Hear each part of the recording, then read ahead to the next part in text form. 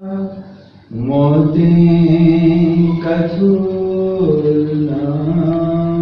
बसाय, मैं बालक तेरा प्रभु, जानो योग न ध्यान, गुरु कृपा मिलती रहे, दो ये ही वरदान। अव्यक्त रूप में सर्वत्र विद्यमान परम पूज्य अनंत श्री विभूषित सद्गुरु महाराज जी के चरण कमलों में कोटि कोटि नमन। पूज्य गंगाधर बाबा, पूज्य गुरुजन, उपस्थित मुद मंगलमय संत समाज और मेरे प्रिय साधकों और दूर दूर से जो हमारे प्यारे भाई और बहन यंत्र के माध्यम से भी जुड़े हुए हैं और सुन रहे हैं, उन सबको मैं प्रणाम निवेदित करता हूँ। हम लोग यूं तो सत्संग नित्य करते ही हैं, परंतु हम लोग अभी पक्ष ध्यान साधना शिविर में महर्षि मेही ध्यान योगाश्रम लक्ष्मण झूला ऋषिकेश में उपस्थित हैं और साधक लोग यहाँ साधना करने के लिए उपस्थित हैं। स्वाभाविक है, वेद में 3 भाग हैं। एक कर्मकांड का, दूसरा उपासना का और तीसरा ज्ञान का। यानी कर्मकांड, उपासना कांड और ज्ञान का। कर्मकांड के जो श्लोक हैं वो 80,000 हैं और 16,000 जो मंत्र हैं वह उपासना कांड के और 4,000 जो हैं वह ज्ञान कांड के। यानी कुल मिलाकर आज के समय में 1 लाख मंत्र वेद के कहे जाते हैं। ठीक इसी प्रकार इस संसार में भी अत्यधिक कर्मकांड को मानने वाले लोग ज्यादा हैं।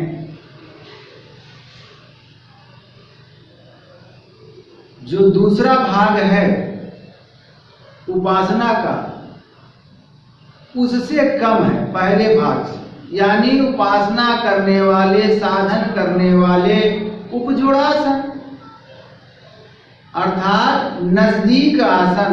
किसके नजदीक?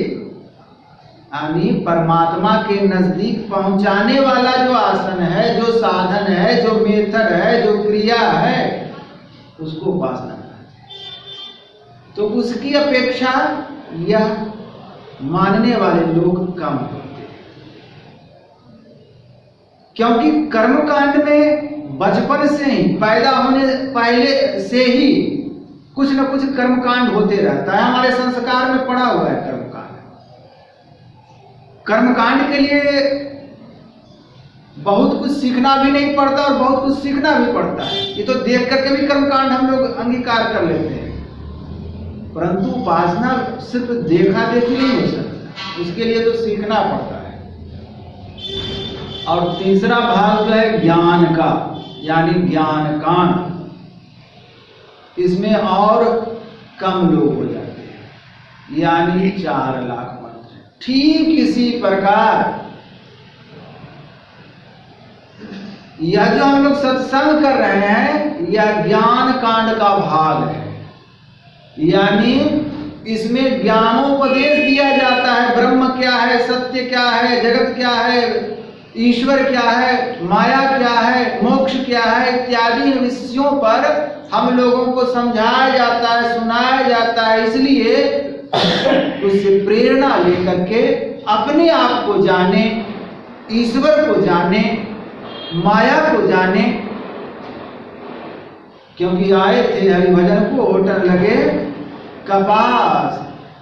हम जो आए यहाँ इस संसार में वो ईश्वर भजन के लिए, और यहाँ इस संसार में किसी को गाड़ी नहीं है तो किसी को आश्रम नहीं है तो किसी को ये नहीं, बस बात वही हो गई हंसुआ के ब्याह में फूरपा के लिए। मतलब काम करने किस लिए आए, क्या उद्देश्य था और क्या हो गया। यही जो उद्बोधन करता है, यही जो प्रेरित करता है वह सत्संग करता है। इसलिए सत्संग क्या है, ज्ञान का भाग है, ज्ञान कांड है। इसलिए सत्संग सबको समझ में नहीं आती, क्योंकि एक तो बिनु सत्संग विवेक न होई, दूसरी कड़ी में क्या कही अधारी, राम कृपा बिनु सुलभ ना सोई। जिस पर राम की कृपा होती है वह सत्संग को अंगीकार करता है। अति हरि कृपा जाहि पर होई, पाँव दे यह मार्ग सोई। जिस पर ईश्वर की विशेष कृपा है, कृपा तो सब पर है, अगर कृपा ना रहे तो हम जीवित ही नहीं रह सकते, सांस ही नहीं ले सकते, सब पर कृपा है। परंतु अति हरि कृपा जाहि पर होई, जिस पर विशेष कृपा होती है वही इस मार्ग पर, मतलब सत्संग को अंगीकार करता है, सत्संग के मार्ग पर चलता है, सत्संग को जीवन में धारण करता है। अब सत्संग में संगति जरि जाओ न चर्चा राम की, दुल्हा बिना बारात कहो किस काम की। जिस सत्संग में ईश्वर की चर्चा ना हो वह सत्संग किस बात का सत्संग, अपना दुखड़ा धोने का, और किस बात का, स्वार्थ सांस जीव कहा यह, मन कर्म वचन राम पद नेहा। सच्चा स्वार्थी यह नहीं है कि धन अर्जित कर ले, दूसरे का हड़प ले, पद प्रतिष्ठा के लिए जिए। ये तो देखता हूं कि यहाँ साड़ में भी लड़ता है, खाने के लिए लड़ता है, पद के लिए लड़ते, हम भी पद के लिए लड़े, खाने के लिए लड़े, बैठने के लिए लड़े। तो मनुष्य कौन काम का, तो साढ़े से सीख भी रहता, कोई फायदा नहीं हुआ। ईश्वर की सर्वोत्कृति अगर है तो वह मानव है। कल हम लोग स्वामी असंगानंद जी के पास में गए थे दर्शन के लिए। उन्होंने कहा कि 84 लाख प्रकार की योनियां ईश्वर ने बनाई और सब में वही प्रवेश किया, परंतु उससे वो संतुष्ट नहीं, क्योंकि उनको जानने वाला ये सारे लोग नहीं थे, सारे जीव नहीं थे। तब उन्होंने क्या किया, मनुष्य का शरीर बनाया और उसमें प्रवेश किया, क्योंकि इस शरीर को धारण करने वाला मुझको जान सकता है, ऐसी शक्ति हमें दी। ऐसे सर्वोत्कृष्ट शरीर को हम और आप पाए, जिस शरीर को पाकर के हम कुछ नहीं समझ रहे हैं, इसकी महत्ता को नहीं समझ रहे हैं कि हमको कैसे मिला है। बस खाना पीना सो जाना सब काम है पशु समाना जी, फिर देह मनुष्य क्यों धारी, हरि भजन करो सुखकारी। हमको लगता है बस ऐसे ही मिल गया। इस मनुष्य शरीर को पाने के लिए करोड़ों जीव सूक्ष्म शरीर धारण किए हुए इसी ब्रह्मांड में, विश्व ब्रह्मांड में विचरण कर रहे हैं। कब हमको मनुष्य का शरीर मिलेगा? लाइन में लगे हैं, लेकिन मनुष्य का शरीर ऐसे नहीं मिलता। और हम लोग को सुलभता से मिल गया है, तो अब इसकी महत्ता कोई नहीं समझ पा रहा है।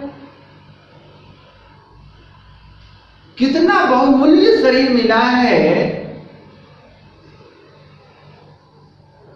कि कुछ कह नहीं सकते। अभी जो पाठ हुआ रामचरितमानस उत्तरकांड से, उसमें क्या कहा गया? राम राजा है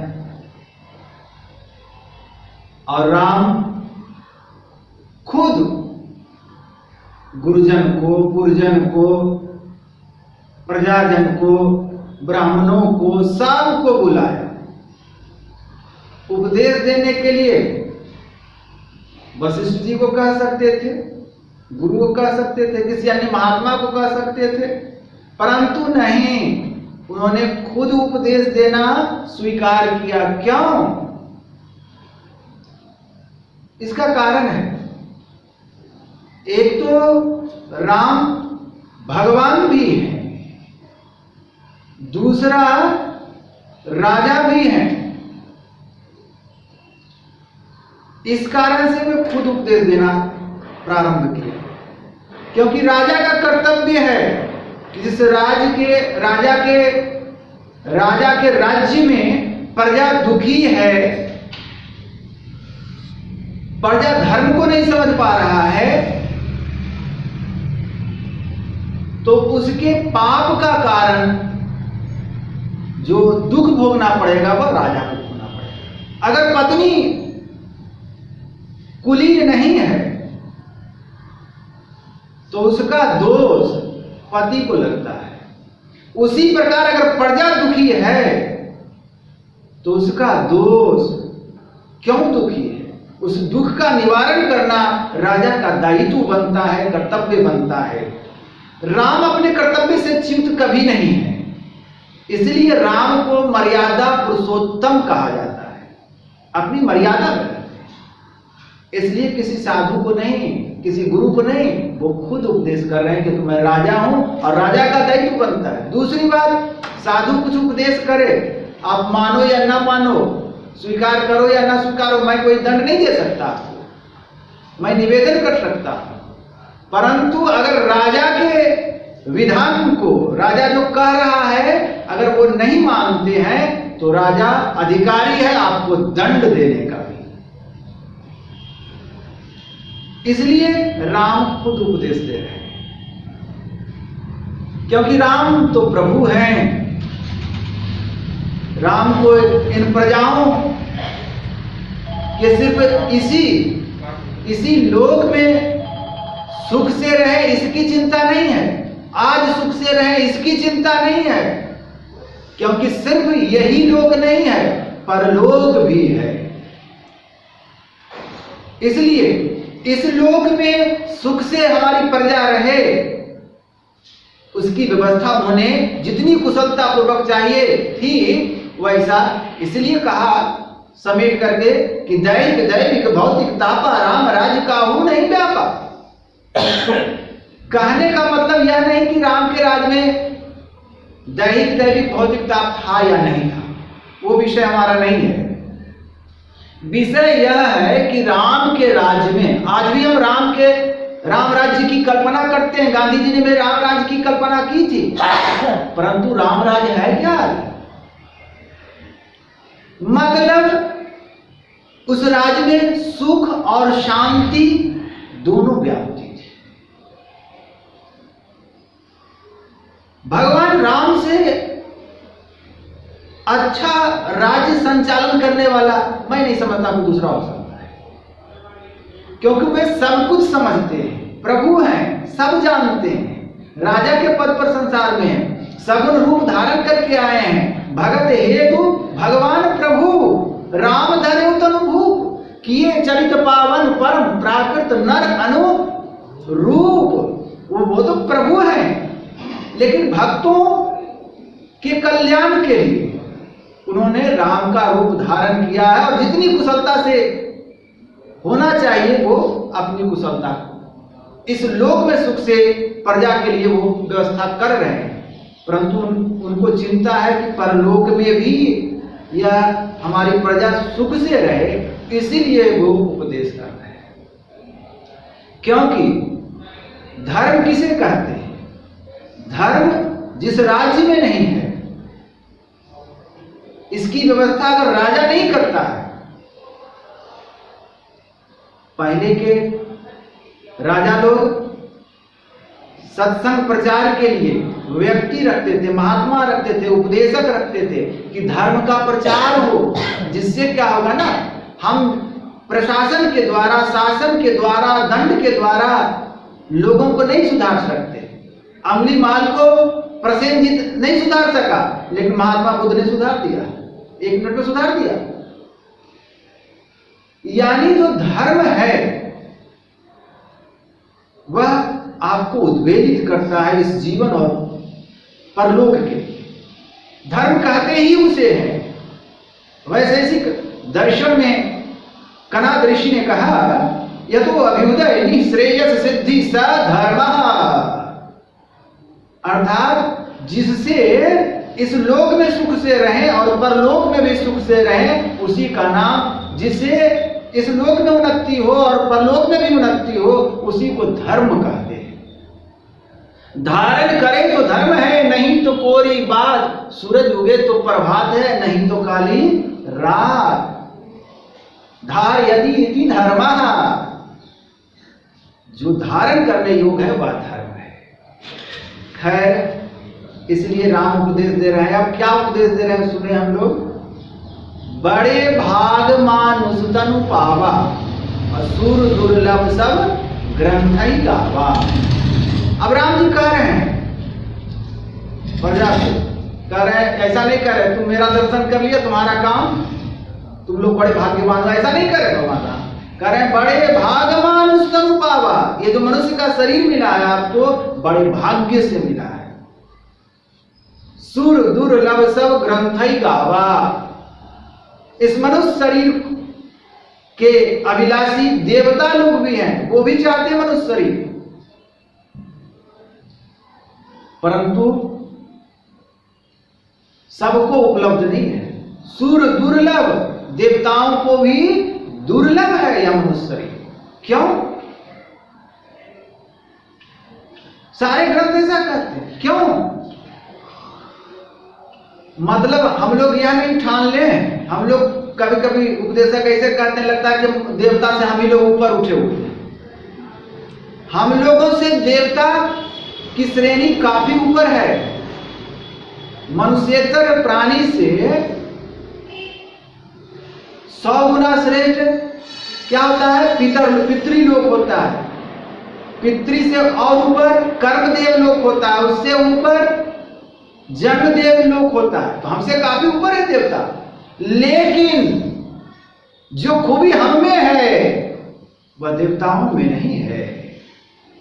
देवता पुण्य के बल से एक देवता बनते हैं, मनुष्य भी देवता बन सकता है। दूसरा वही जन्म लेते हैं, उसको जन्म देव कहते हैं। एक कर्म देव होते हैं जो कर्म के द्वारा देवता बन जाते हैं। तो यह देवता लोग सिर्फ भोग कर सकते हैं, योग नहीं कर सकते। और मनुष्य का जो शरीर है, इससे भोग और योग दोनों सुलभ है। इसलिए हमारा यानी मनुष्य का जो शरीर है, अंतःकरण है, वह संकुचित है। देवताओं का जो अंतःकरण है वह विकसित है। ऐला वो जहां चाहे जब चाहे जा सकता है, लेकिन हम कहां जा सकते हैं? लेकिन हम जो भजन कर सकते हैं, हम जो ईश्वर की ओर चल सकते हैं, साधन कर सकते हैं, ध्यान कर सकते हैं, सत्संग कर सकते हैं, वह उसको आने मिलने वाला है। इसीलिए कबीर साहब ने कहा, राम बुलावा भेजिया दिया कबीरा, रो जो सुख साधु संग में सो बैकुंठ ना, ऐसा हमको नहीं बैकुंठ जाए। दूसरी कड़ी क्या कहते हैं? साधन धाम मोक्ष करि द्वारा, पाई न जेहि पर लोक संवारा। यह जो मनुष्य शरीर है यह साधनों का धाम है। चित्रकूट धाम, अयोध्या धाम, ऐसे कई धामों का नाम हम लोग 4 धाम के दरवाजे पे खड़े हैं, कई धाम हम लोग सुनते हैं। इस मनुष्य शरीर को भी क्या कहा जा रहा है? साधन धाम, साधनों का धाम है यह। अर्थात जो साधन करना चाहो, ईश्वर प्राप्ति के लिए कोई जप साधन करता है, कोई योग साधन करता है, कोई क्रिया योग करता है, कोई मंत्र योग करता है, सब लोग लगे हैं अपनी अपनी तरह से। का इसमें सब साधन का योग है, इसमें साधनों का धाम है। यानी कोई भी साधन ईश्वर प्राप्ति के लिए अगर करोगे तो उसके लिए मनुष्य शरीर अपेक्षित है, दूसरे शरीर में संभव नहीं, इसलिए साधनों का धाम है। और क्या? मोक्ष का द्वार है। द्वार तो बहुत है, इस शरीर में 9 द्वार है, 9 द्वार है, लेकिन ये जो 9 द्वार हैं, 2 आंख के, 2 कान के, 2 नाक के, 1 मुंह के और 2 नीचे वाले मलमूत्र के, ये जो 9 द्वार हैं, यह कोई भी 9 द्वार मोक्ष का द्वार नहीं है। जो 10वां द्वार है, जिसको स्टार कहते हैं, सूरत शिरोमणि घाट कहते हैं, 10वां द्वार कहते हैं, शिवनेत्र कहते हैं, आज्ञा चक्र कहते हैं, नाना प्रकार के नाम हैं। यह मोक्ष का द्वार है, यात्रा यहां से प्रारंभ होती है। अद्भुत अंतर की डगरिया, जा पर चलकर प्रभु मिलते, मन तुम बसो 30 रो नैना, मता से चल भी जोड़े। यात्रा यहां से प्रारंभ होती है। रास्ता ईश्वर एक और ईश्वर तक पाने का रास्ता भी एक। साधन चाहे करना, आगे जाके डाइवर्ट इसी में होगा। सबको सुनना, सबको प्रकाश और नादानुसंधान में आना ही पड़ता है। प्रकाश सुनता है, प्रकाश देखता ही है। ऐसा है। प्रारंभ की जो साधना है वो भिन्नताएं हैं। तो इसीलिए कहा साधन धाम मोक्ष करि द्वारा, पाई न जेहि पर लोक समारा। कहते हैं साधनों का धाम मिला हुआ है भाई, जिसमें तुम्हारी रुचि है, जैसे तुम्हारे गुरु मिले हैं, शास्त्र अनुकूल साधन को अपनाओ। हम लोग ध्यान योग को अपनाते हैं। हमारे गुरु देव ने जैसा कहा, संतों की वाणी में जैसा है, हम लोगों ने उसी को अपनाया है जीवन में, और उसी के अनुकूल साधन करके हम चलना चाहते हैं। साधन धाम मोक्ष करि द्वारा, पाई न जेहि पर लोक समारा। अब इतना सुंदर शरीर मिला है, साधनों का धाम मिला है, और इसको पाकर के जिसने परलोक को नहीं समारा, यानी इस लोक में तो खा पी रहा है, मस्ती कर रहा है, अनविचार रमणीय महासंसार भयंकर भारी। संसार में अगर अनविचार के रहते हैं तो बड़ा मौज, इस संसार में बड़ी मस्ती है। एंजॉय करो, करो एंजॉय। ये शरीर एंजॉय करने के लिए नहीं मिला है। देह धरे कर यही फल भाई, भजिए राम सब काम बिहाई। इस मनुष्य शरीर की उपयोगिता विषयों की बहुलता में नहीं है, वरण ईश्वर प्राप्ति में है। यही उद्बोधन करते हैं। क्या क्या कहां कहां से हम लोग आ गए। आकर जारी लक्ष्य 84 जोनि भ्रमति या जीव अविनाशी, फिरत सदा माया कर प्रेरा, काल कर्म स्वभाव गुण घेरा। 84 लाख प्रकार की योनियां हैं। कल स्वामी जी भी बतला रहे थे, स्वामी असंगानंद जी महाराज, तुम लोग ध्यान कैसे कैसे करते हो। बड़े ज्ञानी हैं, बड़े वेदांती हैं। 84 लाख प्रकार की योनियां हैं। आकर 4,84,00,000 जोनि भ्रमत यह जीव अविनाशी। इन 84 लाख योनियों में यह जीव भटकता फिरता है। 84 लाख योनियां क्या है? 20 लाख स्थावर जानो, 9 लाख सब जलचर मानो, 11 लाख कृमि कविगाए पक्षी गण, 10 लाख बताए, 30 लाख पशु जानो भाई, 4 लाख बानर समुदाय। जब यह 84 छुट जावे तब मानुष के तन को पावे। इतना लंबी यात्रा करके यहाँ पहुंचल है भाई, इतनी लंबी यात्रा है। हमारे गुरुदेव भी इसकी पुष्टि करते हैं। पशु पक्षी कृमि आदि की योनि में भर में हो, एक आध बार नहीं, बहु बार हो नर्तन अवही कृपा कर दिन्हो, अब प्रभु करो उबार। बहुत बार भटके हैं। बुद्ध की जातक कथाएं पढ़ करके देख लीजिए, कभी चीतर बने, कभी गिद्ध बने, क्या क्या बने, और हम लोग क्या क्या बने और आगे क्या क्या बने, कोई ठिकाना नहीं। इसलिए संभल जाइए। कबहू करी करुणानर देही। इन 84 लाख योनियों में कहीं गए तो 1 दिन का शरीर मिला, तो कहीं गए तो 10 दिन का शरीर मिला, कहीं तो 300-400 बस कछुआ बन गए तो जल में पड़े रहे। अगर कहीं पीपल का वृक्ष बन गए तो पड़े रहिए आराम से। मस्ती से नहीं चलने का मन करता है, चादर तान के ठंडी में सोने का मन करता है, तो कहते पड़े रह तू भाई, तुमको ऐसा ही बना देते हैं मनुष्य बना के, तुम फायदा क्या हुआ? पड़े रह, खड़े रह एक जगह, नहीं जाते उससे भी और ज्यादा होता है, पहाड़ बना देते हैं। पड़े रह तू, स्थावर है ना। अगर आपने मनुष्य बनकर के मनुष्यता का काम नहीं किया तो यहां पर उनकी चाबी है, यहां से तुरंत माउस दबावेगा, वहीं पर क्लिक कर देंगे, बस वहीं चल जाए, सीधा वहां आराम करते रहो, खूब आराम से, कोई टेंशन नहीं। कबहू करी करुणा नर देही। इस 84 लाख योनियों में जीव भटकते भटकते थक हार जाता है, उसकी बेहालत हो जाती है। कबहू करी करुणा नर देही।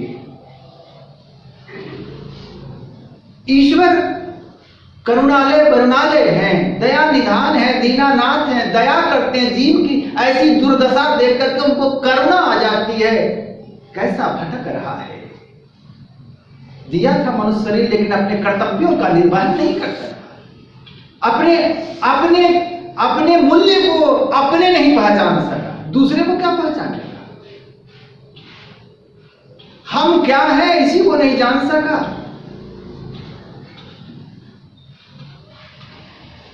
हम ईश्वर अंश जीव अविनाशी हैं, चेतन अमर सहज सुख राशि हैं। किसी दूसरे से सुख की कामना नहीं करनी मेरे को, मैं तो खुद सुख स्वरूप हूं। परंतु सो माया बस भय घुसाई, बंधे कीर मरकट की नाही। माया के चक्र में पड़ करके हम अपने स्वरूप को बंदर और सुग्गे की तरह नचाने वाला हमको नचा रहा है, उसी प्रकार माया हमको नाच नचा रही है। इसलिए अपने स्वरूप को समझना है। प्रभु ने हमको शरीर दिया, कबहू करी करुणा नर दे। किस लिए? कि ईश्वर मैं देता हूं, एक मौका देता हूं, निकल जा। देखते हैं जब ये हमारे वृषभ देवता खड़े रहते हैं, सत्संग भर खड़े रहेंगे वो। अब जब खड़ा घंटा भर 2 घंटा हम लोग देखते हैं तो स्वाभाविक करुणा आ जाती है, कुछ इनको तो देना चाहिए। उसी प्रकार भटकते भटकते जब जीव थक हार जाता है तो प्रभु को करुणा आती है। यहाँ कह दिया इस पाठ में, आपको अपने कर्म की कमाई से मनुष्य का शरीर नहीं मिला है, बल्कि कबहू करी करुणा नर देही।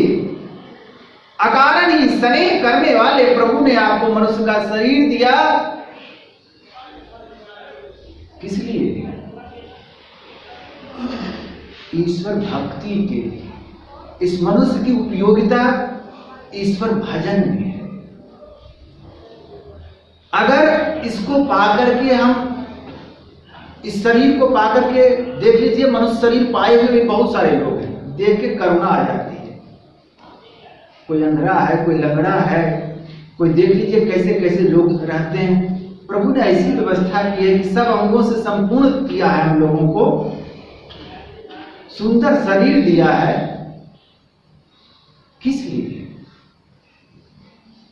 अरे अपनी सुंदरता, संसार की सुंदरता को देख करके हम मोहित हो जाते, बड़ा सुंदर है भाई। जब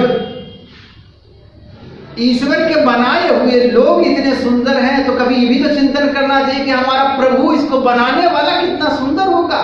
कार्य को देख करके कारण का पता लगता है, तो ये तो चिंतन करना चाहिए कि संसार के लोगों पर मोहित होने से क्या फायदा। जो इस संसार का बनाने वाला एक एक कृत्य देख करके हम मोहित हो रहे हैं, उसका बनाने वाला कितना सुंदर और कितना सुखदायक होगा, उससे मिलने की चेष्टा तो होनी चाहिए हमको।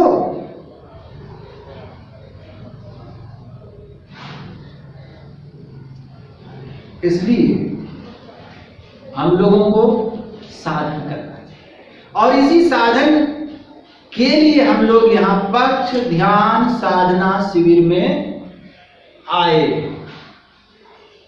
तो हम लोग का दायित्व बनता है कि खूब मनोयोग पूर्वक साधना।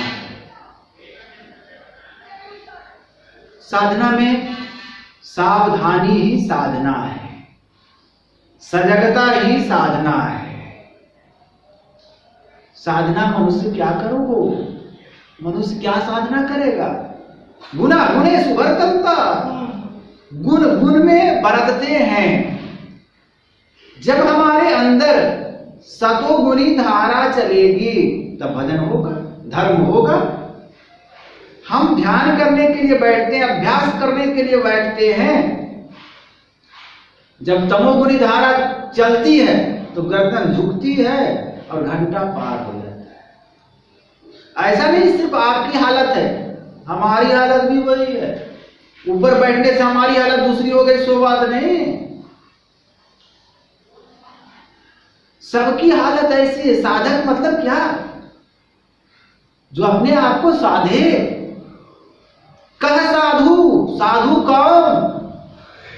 तो कहा सद्वृत्ति ही, जो सदाचारी है वह साधु है।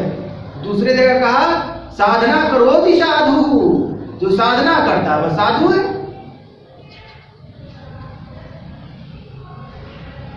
इसलिए सजगता हर समय रहनी चाहिए। यहां से पेपर पढ़ा और वहां जाके ध्यानाभ्यास में बैठ गए, यहां से मोबाइल देखा और वहां जाके बैठ गए। तो वहां बैठते तो मोबाइल तो वहां चलेगा ना, आंख मुने मोबाइल अंदर चल रहा है। हाँ, पेपर पढ़े, हाँ बिहार में 50 आदमी मर गए। अच्छा कैसे मर गए?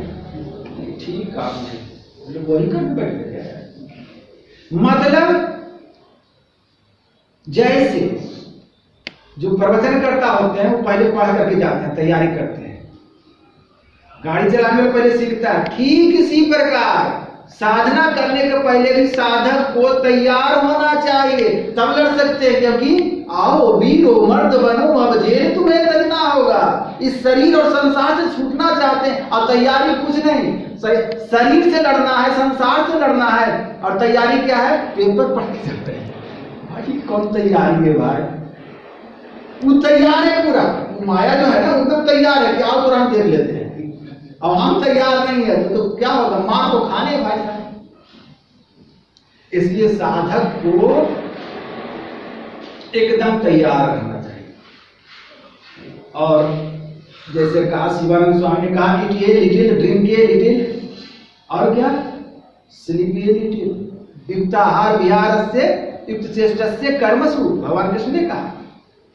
यानी खाना पीना कुछ भी भोजन तो ख्याल रखना चाहिए, इससे साधन बनेगा कि नहीं। अरे अभी आ रहा जना बस में सिंघाड़ा समोसा चल रहा है, क्या मिलोगे नहीं मिलोगे।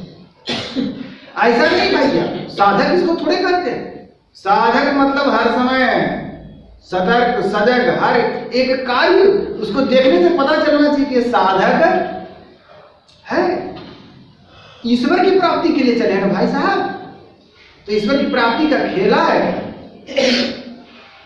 यानी जितना ऊंचा काम उतना सजग और सावधान होना होगा। इसलिए हम लोग सावधान हो जाएं। मनुष्य का शरीर मिला है, नर्तन भव वारिधि कह बेरो, सन्मुख मरुत अनुग्रह मेरो। नर्तन भव, इस मनुष्य जो मनुष्य का शरीर मिला है, या क्या है, नर्तन भव यानी संसार, वारिधि मतलब नाव, यानी संसार सागर से पार होने के लिए यह जो मनुष्य का शरीर है नाव भी है। नाव है यानी समुद्र को पार करना है तो नाव की आवश्यकता होती है। उसी प्रकार इस शरीर और संसार से पार होना चाहते हैं, आवागमन से छूटना चाहते हैं, तो क्या है, मनुष्य शरीर ही नाव है। इसलिए नर्तन भव वारिधि का वेरो, सन्मुख मरुत अनुग्रह मेरो। ईश्वर की कृपा क्या है, अनुकूल वायु, यानी जैसा चाहिए, यानी जैसे अनुकूल वायु का मतलब है कि आपको जैसा चाहिए वैसी व्यवस्था आती है। यानी उस साधन में ईश्वर की कृपा तो सब पर समान रूप से, सब मम प्रिय सब मम उपजाए, सबसे अधिक मनुष्य भाई। लेकिन वो अनुकूल वायु है, मतलब सत्संग भी मिला, ध्यान की क्रिया भी मिल गई, बड़ी कृपा है। क्योंकि तीन चीजों का मिलना, विवेक चूड़ामणि में शंकराचार्य ने कहा तीन चीज सबको नहीं मिलता। वो पहला मनुष्य का शरीर का मनुष्यत्वम मुमुक्षुत्वम और महापुरुष संश्रया, मनुष्य का शरीर मिल गया। ईश्वर की कितनी बड़ी कृपा है, क्योंकि हमको उस योग समझा, प्रभु ने एक अवसर दिया निकलने का, हमको योग समझा। अन्य लोग जो लाइन में लगे उसको नहीं दिया, मेरे को कृपा की। तो मनुष्य का शरीर तो मिला हुआ है, पहला मिल गया। दूसरा मुमुक्षुत्वम अर्थात मुक्ति की इच्छा होना, वो भी इच्छा है, तभी यहाँ हम लोग पहुंचे हुए हैं, साधन कर रहे हैं। और तीसरा महापुरुष संश्रया अर्थात सदगुरु की संगति, सदगुरु का सानिध्य मिल गया। राधा स्वामी साहब कहते हैं कि अगर सदगुरु तुमको जीवन में मिल गया मतलब आधा काम तुम्हारा हो गया। अब क्या दिक्कत रह गई, सदगुरु मिल गया तो साधन विधि मिल गई ना। अब अगर दिक्कत है तो वो तुम्हारी है, क्योंकि तुम जितना प्रमाद करोगे, आत्मविस्मृति ही प्रमाद कहलाता है, यानी ईश्वर की ओर न चलना प्रमाद कहलाता है। आलस्य को प्रमाद नहीं कहते, आलस्य तो तमोगुनी का खेल है। योग दर्शन में आत्मविस्मृति को, आत्मोन्नति के रास्ते पर जो नहीं चलता, उसमें जो शिथिलता हम बरतते हैं, उसी को प्रमाद की संज्ञा है। इसलिए अब हम लोग प्रमाद हो गए। बुद्ध ने कहा अप्रमादी बनो, प्रमाद मत करो। जितना प्रमाद करेंगे आत्मोन्नति के मार्ग पर, जितना देर करेंगे उतना चक्कर लगेगा भाई साहब, यानी उतना आवागमन के चक्र में घूमते रहेंगे। हाँ, इसलिए जो समय मिला,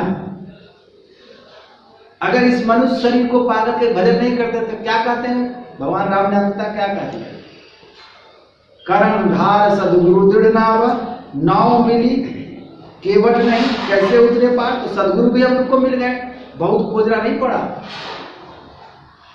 कृपा है। और उनमें पहुंचे हुए समर्थ सदगुरु मिले हैं,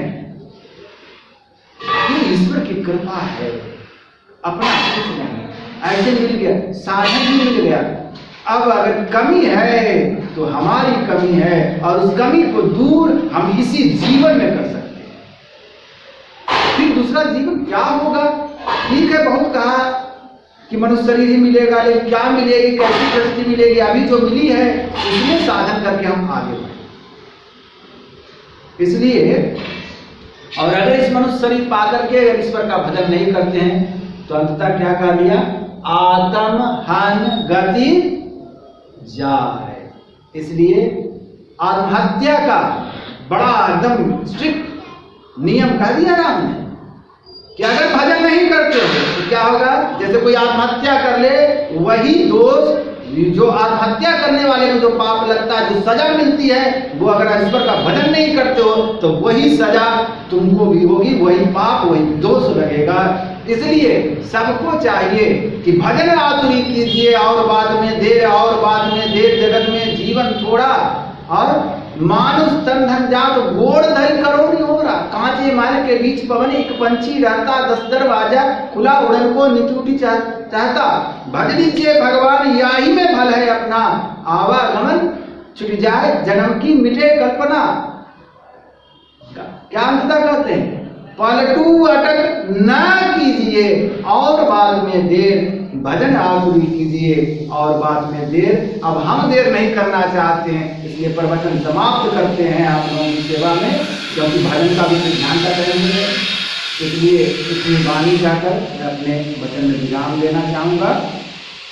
जो कुछ कहने में त्रुटि हुई होगी, बाबा हैं, आप लोग सज्जन हैं, विद्वान हैं, योगी हैं, यति हैं, तो आप लोग क्षमा करेंगे।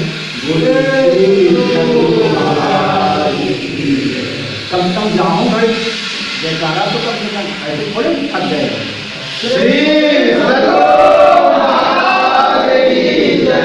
गुरु महाराज जी के योद्धा हैं हम लोग। श्री